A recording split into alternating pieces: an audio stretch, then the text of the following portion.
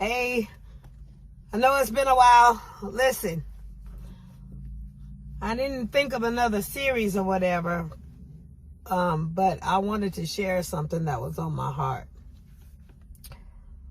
You gotta learn that you teach people how to treat you. If you get people in your life that's treating you in a manner that's mistreating you, trust and believe you have taught them how to do that. This comes from an experience that I had yesterday. My eyes was open to some things. You know, we can get so caught up in loving others and, you know, pushing them forward, pushing them to greatness, and we miss the mark because we so caught up in looking at them as though they were instead of as though they are. You know, scripture says God looked at us, you know, as though we were, and he doesn't look at us as though we are. I have to get the scripture. I think it's Romans 4:17, where God looks at you one way, but he sees you the way that he created you. He looks past your faults and he sees your need. This is why I'm observant. I look past people's faults. People say I'm fault finding, which is true. God reveals the fault to me, but I don't take the fault and I use it as judgment or judge them, or it lets me know what I'm working with. So when I find out what I'm working with, then I know how to maneuver, how to go to God, how to pray, how to help them so I can lead them to greatness, push them to greatness. So I was going through something, you know, and in being real, I'm not trying to put on no mask every day of my life, and I'm not trying to throw a smile on just to appease any and everybody. So this is one of them days that I was going through, and I tried to, I tried to invite somebody or share somebody some information that could have potentially drew them closer to me. You know, it could have increased my faith in them. It could have increased my trust level in them, or I say my level of trust in them. But what it did was teach me the lesson that I was overlooking. So I was going through a moment, and there was a text that came through that was asking me basically how I was doing. So I can't remember what the text was, but I responded saying that I was dealing with my own stuff. And the response to that was, well, it sounds prophetic. So I said, yeah, maybe I'll do a video. Long story short, that went through a whole big old ordeal. It went left. It went in a direction I wasn't expecting it to go in. I wasn't looking for that. I was sidetracked by that one. But, you know, it was a lot of wasted space, a lot of wasted time. But I really can't say it was wasted. You know, I spent time with God this morning, and that's basically all he was talking about, you know, showing me different things that took place in that. And I can't really say that it's wasted because I learned a lot. I got the lesson. I got the message. I heard what God was saying. So, and I also heard what this individual was saying. So that was the point of it. This individual wasn't listening to me, wasn't hearing what I was saying, you know, naturally, because it wasn't in a tone that they wanted to hear. It wasn't in an appeasing tone that they could relate to. So, and I'm saying this because I was teaching Sunday school, and this is probably why it happened, because, you know, when you teach something, you know, you're going to be tested. So when you study something, you're going to be tested. So Sunday school was about prayer and talking to God, and you don't be out there as the heathens do, praying all, to be seen or whatever, because that's what you're doing. You get your reward. So that was the message. And then in that, my teenagers, I was saying, well, if somebody praying and they so deep, or they preaching a message and, people ain't understanding the words that's coming out of their mouth. I mean, they big, their words are so big and their language is so eloquent to where they so educated and sounding so deep. Is the message being received? And my teenagers even said no, because they're not understanding what they're saying. So that's what's going on a lot in the, not so much in the church, but in the world altogether, because since the pandemic and since we've been seeing things that we ain't never seen before, since things are taking place that we ain't had to deal with before, the wars and what the government is doing, and we dealing with these high inflation and the gas prices, everybody's in their own stuff. Everybody's in their own flesh, dealing with their own worries. So they looking at life through their own lenses. Now, granted, there are some people that are living life and they are looking through shattered lenses, which is a broken heart. Some things have been taken away from them. Some people have died. Some people have, they're not with others that they were with. Some people have experienced divorce. Some people, they're heartbroken. So they looking at life through shattered lenses. So therefore their perception is going to be kind of thwarted, as we say. It's going to be kind of off, because they're not looking through cheerful eyes. They're not looking through a plain perspective. They're looking through something that they understand is hurtful. It's a certain culture of it. That culture is, the environment of how you look at stuff. If you're looking at life through a broken heart, you're not going to see it like everybody else sees it. You may be negative, you may be pessimistic, or you may be set off, you step back, you may be, a loner in your own self. You're not going to see it as everybody else sees it. So I was talking about something. Well, I was sharing something yesterday. And because this individual is dealing with heartache, is dealing with some pain. Pain comes to let you know you're alive. Let you know you're living. So it's dealing with some pain. And I'm not saying I was not empathetic to that. What I was talking about didn't even deal with this individual. So I was just sharing something that I don't do. I really don't do it. Other than being testifying and being transparent as a pastor, I don't share my holy of holies. If you get to that point, then that means you special to me. That means I care for you. That means you have a place in my heart, But I was sharing some things. And because of the mindset that individual is in, and I only say that because I'm in my education now, I understand what was going on. Now, if I hadn't had my education, I didn't know what was going on, I'd have shook the dust. I'd have left it alone, and I would have walked away, But because I understand what this individual is going through, because I'm already walking with an individual, because, I care. It's, I'm not just out here doing, well, that's your problem, that kind of thing. Because I have an emotion about it. Women are right brain, men are left brain. They're logic. If it don't make sense to them, they ain't got no time for it. They don't want to hear it. It's got to make sense. And life ain't all about making sense all the time. God doesn't make sense. The way he does stuff don't make sense to us.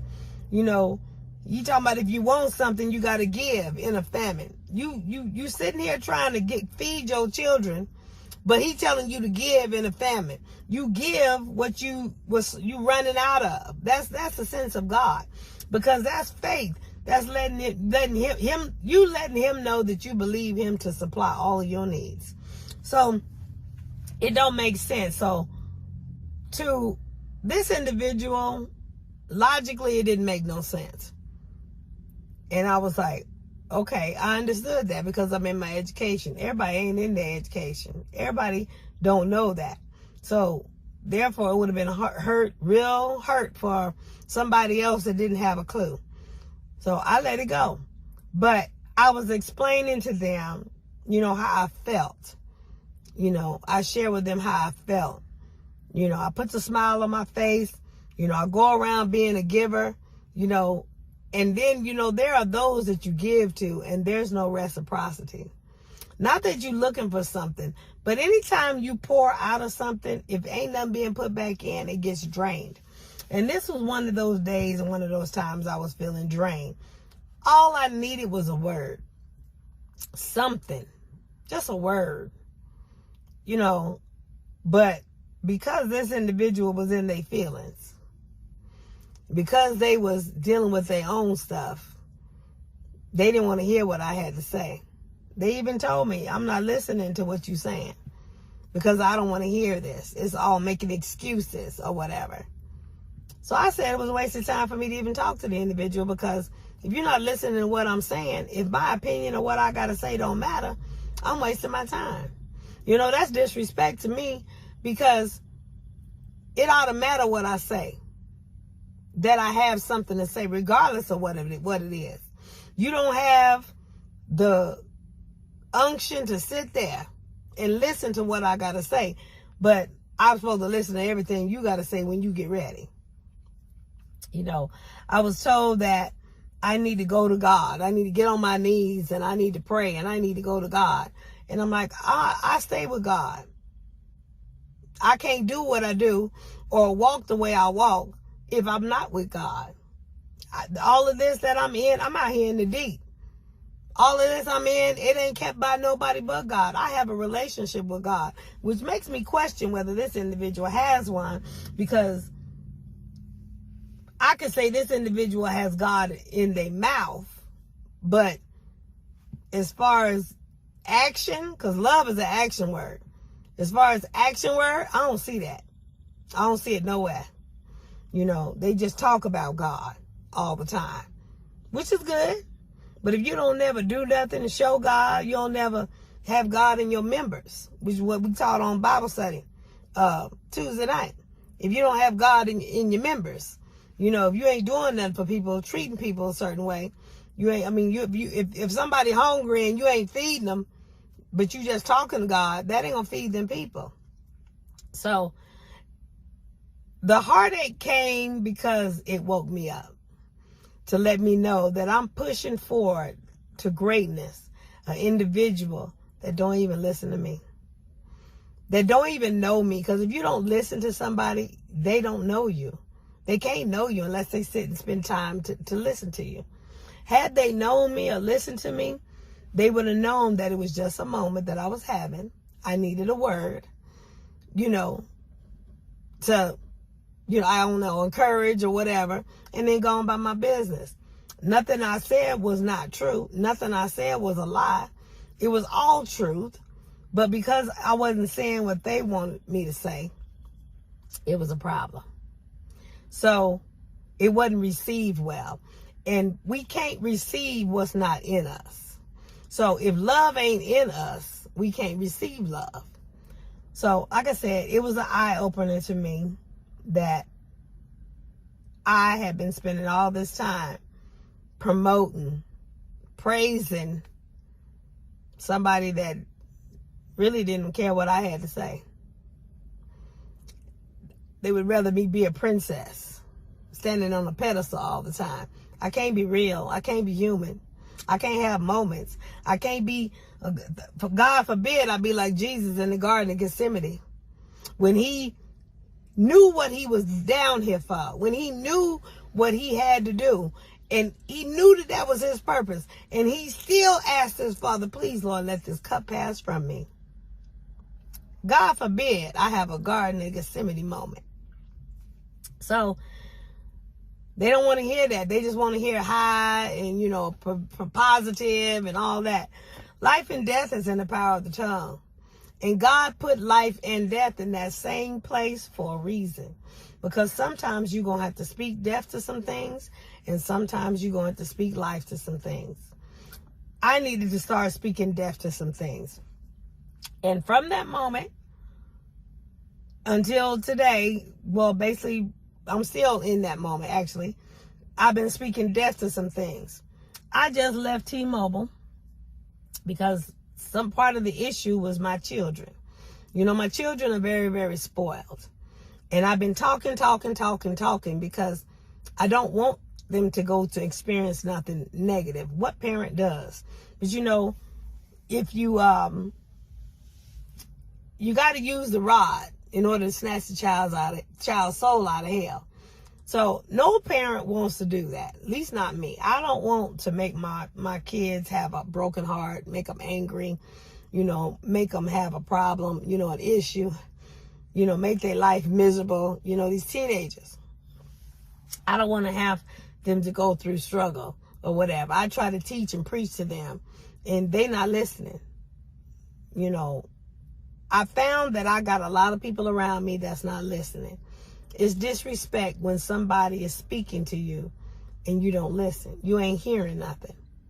The scripture says they got ears, but they don't hear. They got eyes, but they don't see. They just doing what they want to do. Doing it their way. You know, they don't care nothing about what you got to say. So you're wasting your time. And I got tired of wasting my time with my teenager and my young man. So I decided to make some decisions today. I was up early today. And I woke up early because God woke me up early. And I know he woke me up early because there was a couple of phone calls that came through where I needed to minister. So if I don't have a relationship with God, how would I know that? How would I be able to minister and these women talk to me and tell me that they were so happy that I'm there? Thank you for helping them. Now they feel better. They feel relief. That's not me. That's God. If I don't have God in my voice, on my tongue, in my mouth, and allow God to use this vessel to minister to others, I don't understand. I don't have God. I don't have a prayer life. So I'm talking about waking me up out of my sleep to do this. So, because I'm not going to get on my soapbox about that. But I'm already up doing that, you know. And I decided to get some things done. I had a plan or agenda that I wanted to do today. You know, basically being me, do me. You know, I wasn't going to worry about everybody else and their stuff, but I was going to do me. I'm not worried about anything. I need $800 worth of tires on this car, and I need to go on and put some things in place to get it, you know, so I could get $800 worth of tires, which means I'm going to have to stop giving so much. It means I'm going to have to start putting into what I need, you know. And when you ain't talking about giving, they don't want to listen. So I got things that I need, but I'm too busy running around trying to help everybody else. And the thing about it is I don't care. You know, I love that. I love to make heart smiles. But when I hear that you ain't listening, that you don't want to listen to what I got to say, like my voice, my opinion don't matter, I'm done. I don't waste another breath. And I told this individual, I said, now that I know that you can't handle that, you know, some people can handle the truth, but some people can't handle the whole truth. Some people don't want to handle your truth. And because I was telling my truth and they didn't want to handle it, because my truth, number one, is either that it would end up being that I was going to stop doing the things that I was doing, or number two, because they was part of the problem, they don't want to hear that. So I happened to be having hot chicken in a movie with my friend yesterday. And I got off the phone and my face looked kind of different. And she was like, what's wrong with you? I ain't seen that. I just said I had a conversation with somebody that, you know, I never thought they would be like this. You know, I saw them greater than they were. I treated them more mature than they actually seemed to be, I guess. I don't know, it was all over a YouTube channel. And she let me know, so you don't know where your blessing gonna come from. She let me know, well, I'm thankful for your YouTube. I'm thankful for, your videos. Because I can watch them and they give me so much feedback, and they teach me how to do certain things and be a lady and not, go ghetto like what I used to do. So I said, thank you for that. At least I know it's helping somebody. And she told me, she said, ain't you still got all them people? She said, what'd you say, like 500 people that subscribe to your channel, all out there in social media? I said, yeah, I think I got pretty much a lot of them. Matter of fact, the last time I looked, when I put the Bible study up, it had grown. And she reminded me that, you making a difference to them. And I just had to come out of myself and just say, you know what? That's this individual. That's when I realized that that individual was hurt. And they was just saying some things. And they were speaking out of that hurt. And I was able, because I realized that, I was able to start having grace. Offering grace. What they call the grace card. I was able to give the grace card. And just back off. But anyway, I decided to do me today. I decided to go on and get some things taken care of. I decided to deal with my children. My mini-me doing things she ain't got no business doing, as far as she not being obedient. She falling behind and stuff and all of that. So I went and downsized her phone. All she can do is talk and text. Regular phone. I went to go get a flip phone, but the way they them flip phones so high, I didn't want to spend that much money for a flip phone, knowing she wasn't gonna keep it that long, just to get her back, get her focus back. So I just said, just downsize the phone. So all she can do is call and text in the event of emergency. She ain't got no data. She ain't got no the what you call the emoticons and the apps don't work, but she got a phone. She got a phone where she can call somebody in emergency or whatever. I will take, I'll downsize the Wi-Fi at the house so she can't be activating that. So when she get herself together and start doing what she's supposed to do, get her focus back, when she starts flowing, then that's when she'll get her phone back. She been working on trying to get that iPhone 13, the one like mine. I wasn't going to give no teenager no $1,100 phone, and I can't get her to wash dishes. Just wasn't going to do it. So I downsized my teenager. And then my young man, I told him I was going to get him a bus pass if he didn't get up and start contributing around that house. That dog and that he got, he don't clean up behind the dog. I'm not running around being nobody's maid. So he gonna do what he need to do with the dog, or I'm gonna be doing it while he's supposed to be going to work. I will get him a bus pass where he will have to get up at 5 o'clock in the morning, get on that bus in order to make it to work on time, and then turn around and get back on that bus to make it home. He ain't got nothing else better to do anyway. When I said that, and because he's already been through a situation with me like that, he understood. He got up and started contributing. So I ain't have to get the bus pass, let's just say, yet. So I dealt with that. And everybody else, my phone is just on personal. If you ain't in the contact list, it don't come through. I'm doing me. Me and God. I'm celebrating me and God, getting some things in my life correct.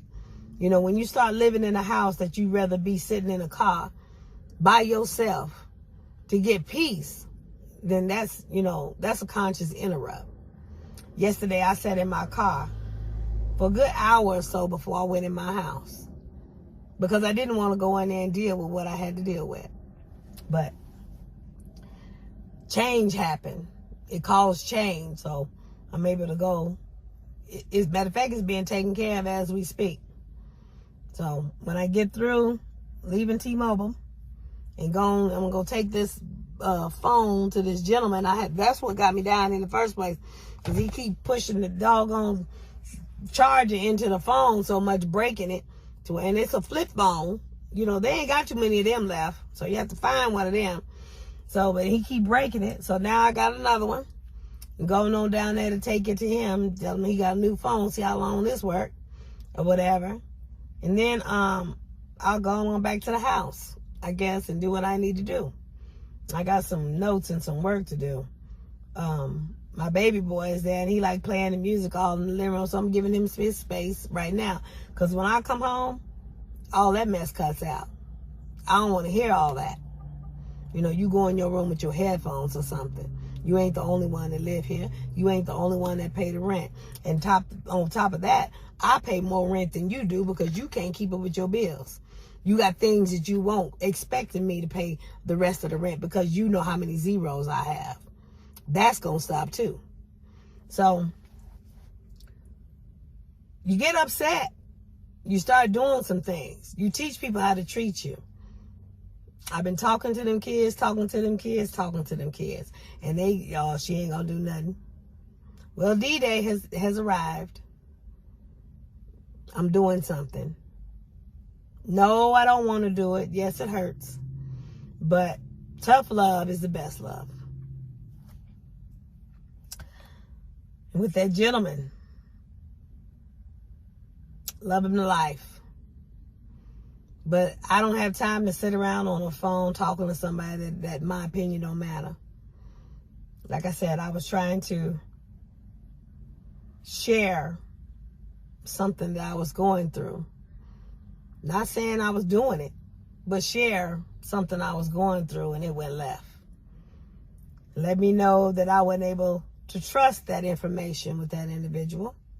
So you can't tell everybody your business. You can't trust everybody with your heart. You can't. Because some people don't know how to handle it. If they ain't got love, they're not going to know how to receive love. If they don't have your best interest at heart, it ain't going to be received well. So, you walk with people that sometimes ain't walking with you. You got to have that spirit of discernment. Some people only walking with you because you do for them. And you have the means you can do for them. I mean, the fact that this individual was telling me go to God, get on my knees and pray. If he couldn't see that I was already with God, he farther off than I thought. Because he must be that heartbroken. At the same time you telling me I'm a doctor and a teacher of the word, I'm this, that, and another, and out the same mouth you talking about I need to go to God. I ain't got God. I'm going to say oxymoron to be nice. That don't make no sense. And that's my logic side talking. They don't make no sense. How can you come to me? It matters of the heart talking about God. But then as soon as I tell you something, I ain't got God. Anyway, I was called a liar. I was waiting to be called a hypocrite. But like I said, people, when they're going through their stuff, when they're hurting, everything that come out ain't right. And like I said, because of my degrees, because of my education, I know that. Everybody don't know that. And that's the only thing that's keeping me from shaking the dust. So what I do now is I step back. I take a step back. I'm not there as much. I don't want to waste my mouth. I don't want to waste my breath. I don't want to talk, and it ain't going to be heard. And I ain't going to too much be sitting up there talking about the weather or making, cordial conversation. That ain't me. I'll be cordial, but, I won't put out there like I did again. I said that too, and I meant it. I'm a woman of my word. So, when you're talking to people and they ain't listening to you, they have no respect for you. Because it's like their opinion matters and yours don't. You teach people how to treat you. Like I said, I was blindsided because I never saw this one coming. And when you're sitting in hurt, that's because God's trying to get your attention. He's trying to show you something.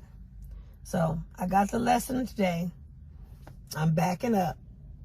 I'm doing me. Getting my focus back. Doing what I need to do. And praying for the rest. Like I say, don't let nobody treat you like you less than. Like your opinion don't matter.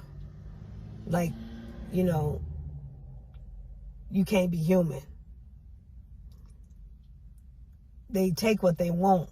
They selective hearing. They take what they want. Don't let that dictatorship, that dictator spirit come and bombard you or overtake you. I mean, if I was going tit for tat, I could have told that individual, you need to get on your knees and pray and talk to God instead of coming to me all the time. I could have been like that. But I didn't want to be disrespectful. Because that would have been disrespectful. But because they said it, it wasn't disrespectful. You know, what's good for the goose is good for the gander. But in some people's mind, they can do it, but you can't. Oh, I need to get on my knees. That's where a lot of people, I want to say a lot of men like women, is on their knees. You know, always blowing them. But when it comes time for a woman to get something, it's a problem. But anyway, if you not getting no reciprocity, you constantly giving. Who's pouring into you? That's the question. Who's pouring into you? Even God got everything got a cycle. The atmosphere, the climate, the rain, the snow, the ice, it's a cycle. Even the soil got a cycle. The tree drops fruit, drops, dies, going to soil. It's a cycle. But with some people, the cycle is you giving, and that's it. The brook gonna dry up. Some people just want the hand of you. And when you see that, you got to step back. You got to believe it. If you keep giving, it ain't like God didn't show you. He tried to give you a warning. If you keep giving after that, something wrong with you. So that's why I stay by myself, because you keep giving to people and you keep doing for people, and it's one-sided. I'm so used to being by myself. I'm happy by myself, I work hard to get what I want. Got my car. Working on getting my bus, And I don't know why everybody think I got to have a man. I got to want a man. First of all, with the situation that's going on in my house, I wouldn't disrespect no man. Second of all, I know that I wouldn't be able to have no man with the way my kids is acting right now. Number one, they doing it because they don't want nobody else to come into the house on them. But see, they about to be 18, and my boy just turned 22. So when that course is over, I ain't got to worry about them or do with them. Now, yeah, by me, she got another year of school. But I can do that from Bluetooth. I can, talk to her, because if she ain't listening now, she ain't gonna listen then. So I could see the hell and the chaos of bringing somebody in my house now. So, I've sacrificed my life to raise my children all these years. One more year, I'm thinking ain't gonna hurt or whatever, but I feel like I'm doing time. I don't even feel like I want to do another year. I feel like I don't want, be in this lease in this house, because the peace ain't like I like it. Everybody getting to smell themselves. And when mom takes off and gone for a long length of time, they get scared because they know mom got to keep the roof over their head. After a while, it comes back, they got themselves together and they start smelling themselves again. You teach people how to treat you. That's all I got to say about that. They saw me walk out the door a minute ago. They sitting there wondering, scared, you know, when I'm coming back. Because sometimes it be days at a time. They don't know if I'm at the beach or what. I guess they can't. They do know that, because I told them the only reason why I wasn't at the beach is because I need $800 worth of ties. And I'm finna get that. And when I get that, I'm going to be gone, doing what I want to do. And I'm going to get that quickly, because I'm going to stop giving as much. I'm going to start pouring into me and what I want to do. You know, at least I know I'm going to respect my opinion. I'm going to listen to myself. I'm going to listen to God. I'm going to fix this situation that I'm in. That's what I'm going to do. I keep giving my blessings away. That's the lesson I got to learn. Stop giving my blessings away. Anyway, I'm going to get off of here and go give this man the phone and preach to him that he don't keep breaking it.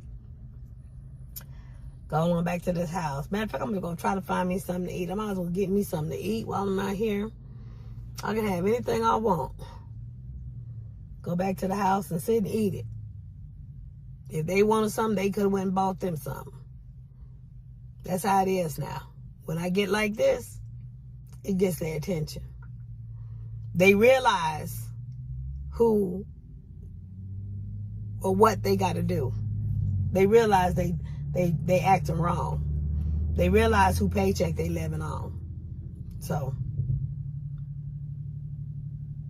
I'm gonna I don't even know what I want to eat. Sky's the limit. I'm gonna find something though. I don't know if I want no sloppy burger or whatever. Mess around and get my dress messed up. I don't know. I'm gonna drive up the street and see what's available. What's on this street. Can't think right now. But sky's the limit. You know, when you ain't running around trying to provide for everybody else, you can provide for yourself, do what you want to do. I can go to lunch for myself and be happy. I miss going to lunch for myself, by myself. You know, because I got peace by myself. You know, I can hear the Lord by myself. I can have anything on the menu by myself. I ain't got to sit there and wonder how much this, that, and that. As long as I got the money in my pocket, I can do it. I ain't got to split, share. I can be selfish by myself. You know, let people in your life that are grateful, you know, grateful for the sacrifices that you make and that to have them in your life. Some people just think they're entitled, that that's what I'm supposed to do because I'm a woman. Nah, I'm an educated woman, and I know it. That's my problem. I'm educated and I know it, which means I could take your head off, and you won't know it till you got home. I got a mouth on me. That's another reason why I don't say much. I know how to use it. But I got those that try to tame me, I guess, and put me back on my knees. But I'm not doing that lifestyle anymore. Not so much saying I was doing that when I was in that lifestyle either. But, you know, it's always asked or questioned. That's one thing I wasn't into. Some things you got to save for the man you want to spend the rest of your life with. And if that never happens, at least you keep your dignity and your respect. You can't just bend over and let people do you wrong. Because you'll never stop bending over. You'll never be further enough. The world is like a bottomless pit. You'll never fill it up. So your best bet is just fill you up. And the way you do that is you be subject to God. God dropped that word in my spirit this morning. I'm supposed to allow him to speak a word on the 21st at God's Word for Life at the worship service. He already dropped the word in my spirit. I've already been looking at it. And he's already told me I'm going into consecration after church service is Sunday. I'll be in consecration all week. until that word is brought forth. People don't even do that anymore. They just get up there and put up what they want to put out. But I go in consecration. Even on Bible studies, I ask God what to say. What does he want the people to know? And I know last Tuesday was on point because me and Rabbi was on the same page. And we hadn't even seen each other. So I know that was God. So that was confirmation. But going on consecration, we talking about a worship service. You know, where God comes in and he moves. Not saying he can't move in Bible study. But we talking about, I know he got some that's going to be in the house. And whoever come in the house, and, you know, in the prophetic, God is able to speak to that person right then and there. I mean, even the ones you ain't seen in a while. So, like I say, I'm being consecration for that word. To see what God want to say, not what I want to say. And this is a good time for me to be with me, by myself. Because I'll be in consecration with the Lord to see what he want to say. And he fills me up. Just doing me. I become so full. I love it. And then he brings me out and I won't be wanting to come out. Because I don't want to go back into dealing with people. Because people, I'm going to leave that right there. But anyway, teach people how to treat you. Teach people the way you want to be treated. By treating yourself that way. Not accepting disrespect. Talk to people that where your voice is heard. Not just, you know, looked over. You matter. Talk to people where you matter too. Not just what they want to say. Not them beating on their drum. You know, they talking to the masses. So it seems. But really they just talking to them cameras. The media. Because they know they're going to be videoed or whatever. Make sure you hit the masses. Make sure you hit the ones in the building too. Don't just talk to the phones. That's why I say I'm going into consecration for the house that the word is being released in. That way it hits everybody in the house. Not just be recorded on whatever social media is out there. Got to learn to talk to people in a language that you know they're going to understand.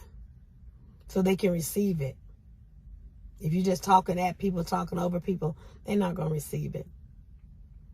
When I talk to teenagers, I don't talk to them the way I talk to adults. Because they're not going to receive it that way. You know, you got to know your audience. If you don't know your audience, you'll never be a great speaker. That's one of the first things you learn in college is communication. How you communicate and who you communicate to.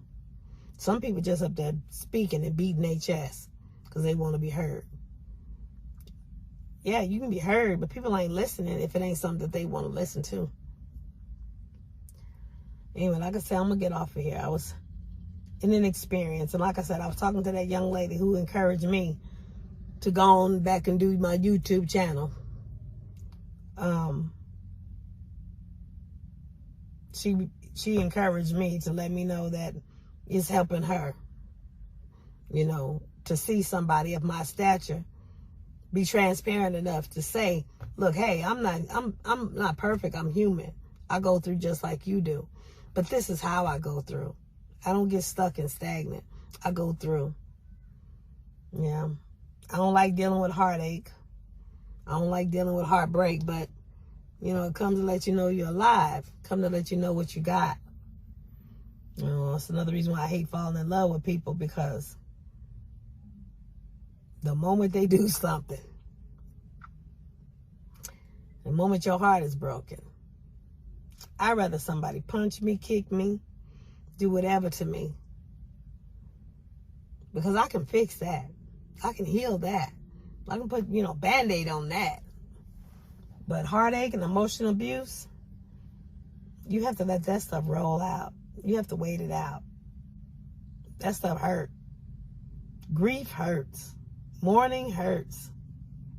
You know, it's not something you can just do. Like I said, when you fall in love with somebody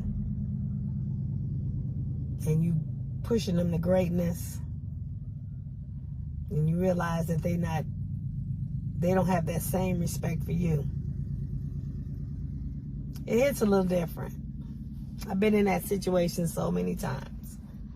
So many times I've pushed people to greatness, and it turned out that they didn't even make it.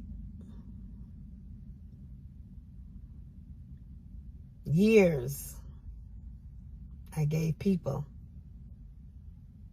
and all they did was sit on me. When I realized that I'm being sat on, I slowly disappear. Because there's more to life than just sitting in the chair behind somebody. Get up and go do something different. To have all that education and stuff sitting there behind you and you never use it to edify you or the body, something wrong. I sow, I give, I offering. And when I realize that I'm not being used, that they just want the hand of me, I leave. I'm gone. You only miss me. You just miss what I put in the pot. So, in order to get people to respect you, you got to respect yourself first. And that's what I'm doing. I'm gaining my own respect back. Sometimes you get out there covering people and you get to pushing them to greatness and you lose yourself. You do. Because you're so joyful and gung-ho. You want to see that person succeed. And then when you find out otherwise, when you find out what you was actually supporting, it hits different. It hits hard. This one, it hit a little bit too hard because I wasn't expecting that.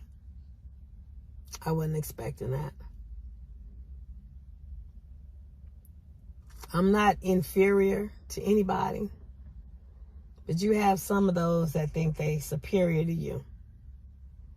No, I stand beside people. I don't put nobody as my step stool, and I know ain't nobody but God above me. So, because I'm educated, and I'm a female, and I got a voice, it's a problem. But anyway, I don't like that. Therefore, I'm not going to be in that space. You teach people how to treat you. Wherever you want to be treated, you got to make sure you're treating yourself that way. That's how you show them. And if they're not ready to line up with it, then more power to them. Let them go. Y'all stay blessed.